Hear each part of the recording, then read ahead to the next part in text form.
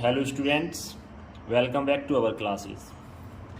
कल हमने आपको एक विमीय, द्विविमीय और त्रिविमीय वस्तुओं के बारे में बताया था। पिछली वीडियो में आपने देखा। अब हम इस वीडियो में आपको एक विमीय गति के बारे में बताएंगे, वन डायमेंशनल मोशन। एक विमीय गति क्या होती है और इसमें कौन कौन सी गतियाँ आती हैं। इसकी डेफिनेशन कुछ इस प्रकार है कि when an object moves in a straight line, motion of the object called one dimensional और regular motion। जब एक वस्तु एक सरल रेखा या सीधी रेखा में गति करती है तो उस गति को एक विमीय गति या ऋजु रेखीय गति कहते हैं।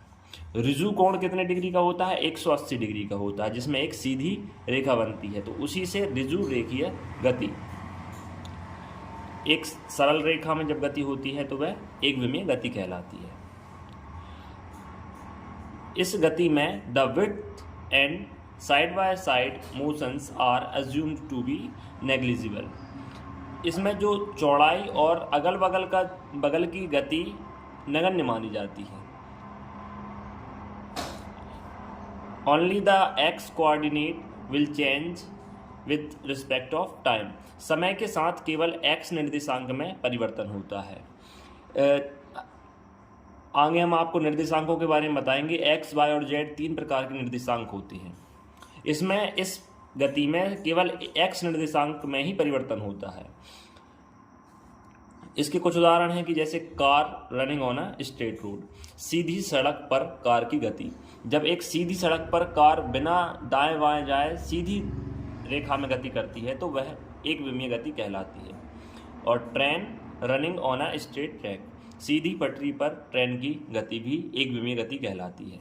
या चींटी द्वारा रस्सी पर गति, ये भी एक विमीय गति कहलाएगी। एक विमीय गति की डिग्री ऑफ फ्रीडम या स्वतंत्रता की कोटि एक होती है। स्वतंत्रता की कोटि से तात्पर्य कि सिर्फ एक ही निर्देशांक में परिवर्तन होता है।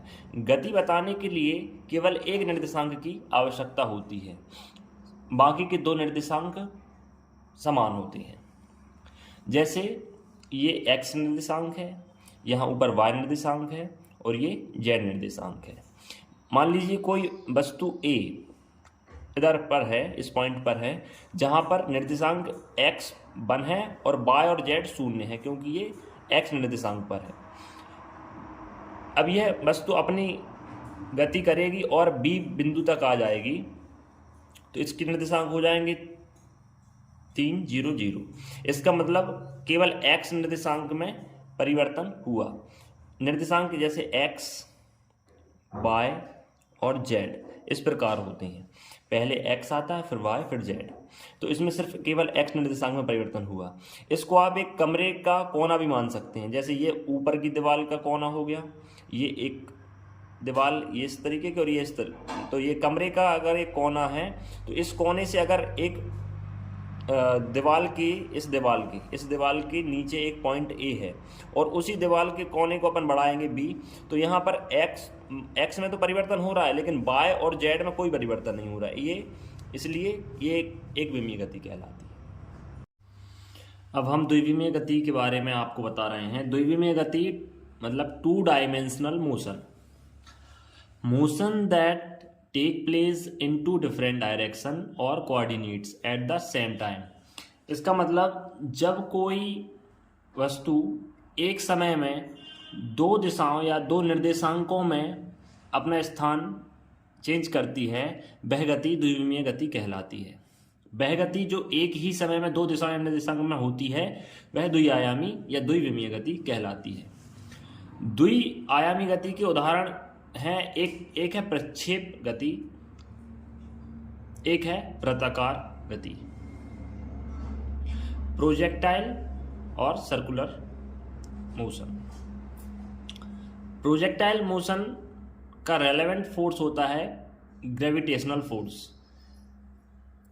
मतलब प्रक्षेप गति का संबंधित बल होता है गुरुत्वाकर्षण बल। मतलब गुरुत्वाकर्षण बल के कारण प्रक्षेप गति देखिए, एक निर्देशांक, ये एक अक्ष है y और एक अक्ष है x।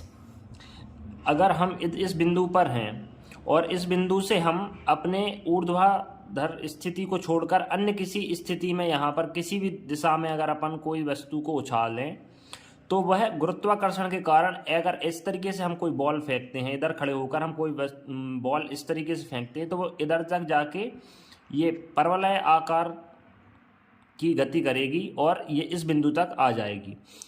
इस गति को प्रक्षेप गति कहते हैं। वृत्ताकार गति मतलब सर्कुलर मोशन। सर्कुलर मोशन का रेलेवेंट फोर्स होता है सेंट्रीपेटल फोर्स, मतलब अभिकेंद्रीय बल। अभिकेंद्रीय बल क्या होता है, जब मान लो एक यह बिंदु जो है सेंटर, ये सूर्य है और इसके सराउंडिंग्स में पृथ्वी एक या उसके ग्रह इनका चक्कर लगाते हैं, तो ये जो चक्कर लगाते हैं वो किस बल के कारण लगाते हैं, अभिकेंद्रीय बल मतलब सेंट्रीपेटल फोर्स के कारण लगाते हैं। तो इस प्रकार की गति द्विविमीय गति होती है। इन दोनों गतियों के लिए हमें एक तल की आवश्यकता होती है जिसमें दो अक्ष होते हैं, एक्स और वाई अक्ष। मतलब एक अगर सर्कुलर मोशन में ये जो इस तरीके की गति को दर्शाना हो या इस तरीके की गति को दर्शाना हो, इसके लिए हमें एक पेज या एक बोर्ड की आवश्यकता होगी जिसमें कम से कम दो अक्ष होंगे, एक्स और वाई। ठीक है। अब वस्तु द्वारा समतल में की गई गति द्विविमीय गति कहलाती है। अब इधर हम देखेंगे कि मान लीजिए ये एक्स अक्ष है, ये वाई अक्ष है और ये जेड अक्ष है। अब इसमें हम समतल लेंगे, मान लो एक्स और वाई समतल लें या फिर कोई सा भी एक समतल ले सकते हैं। तो ये हो गया एक्स वाई समतल। तो ये मान लो एक दीवार का, ये एक दीवार है, ये एक दीवार है, ये फर्श है। तो ये तीन तल हो गए, ये एक्स वाई तल है, ये एक्स जेड तल है और ये वाई जेड तल है। अगर मान लो कोई वस्तु ए इधर रखी है जिसके निर्देशांक 1 1 0 है, मतलब एक्स और वाई अक्ष 1 1 और जेड 0 है, तो ये वस्तु बिंदु बी तक गति करती है जिसमें एक्स और वाई के निर्देशांक बदल जाते हैं और जेड का निर्देशांक नियत रहता है। तो इसकी स्वतंत्रता की कोटि 2 होती है, डिग्री ऑफ फ्रीडम।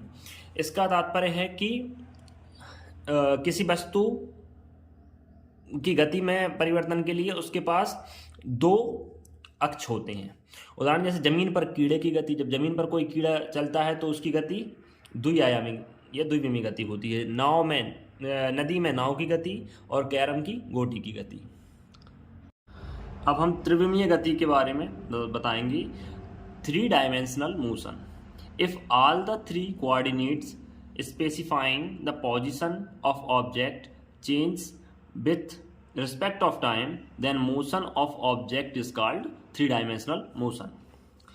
मतलब समय के साथ यदि तीनों अक्षों में, तीनों निर्देशांकों में परिवर्तन हो, अक्षों के निर्देशांकों में परिवर्तन हो, तो वह गति त्रिविमीय गति कहलाती है। In such a motion the object moves in a space. इस प्रकार की गति में ऑब्जेक्ट जो होती, वस्तु होती है, वह आकाश में गति करती है। आकाश में किसी कण की गति त्रिविमीय गति कहलाती है। इस गति का वर्णन करने के लिए परस्पर लंबवत 3 निर्देशांकों अक्षों की आवश्यकता होती है, एक्स वाई और जेड। इन तीनों में परिवर्तन होता है। जैसे पतंग या मक्खी जब उड़ती है तो वह किसी भी दिशा में, वो ऊपर से नीचे की तरफ भी जा सकती है, दाएं से बाएं की ओर भी जा सकती है। तो उसके लिए हमें एक स्पेस की आवश्यकता होती है। एक बोर्ड पर अगर कोई मक्खी बैठी है, वो एक जगह से दूसरी जगह जा रही है, तो उसके एक्स और वाई निर्देशांक में या 2 निर्देशांकों में तो परिवर्तन होगा, लेकिन तीसरे अक्ष में परिवर्तन नहीं होगा। जैसे पक्षी की गति और हवाई जहाज की गति। फिर से हम ये एक्स वाई और जेड अक्ष देखेंगे। इसको हम फिर से एक कमरे का एक कोना माने इसको। तो ये ऊपर की दीवार, तो ये वाई अक्ष, ये एक्स अक्ष और ये जेड अक्ष।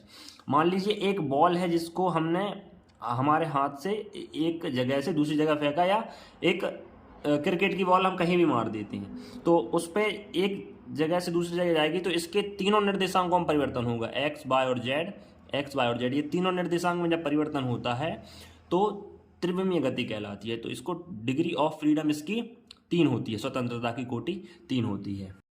इसी के साथ ये टॉपिक ख़त्म होता है और इसके बाद हम प्रक्षेप गति, वृत्ताकार गति के बारे में अलग से इन टॉपिक्स को कवर करेंगे। ये वीडियो जिसको अच्छी लगे वो शेयर, लाइक और सब्सक्राइब करें, और इन सब के नोट्स आप अपने कॉपी में बनाएंगे। तो धीरे धीरे हम सारे टॉपिक्स को कवर करेंगे। धन्यवाद।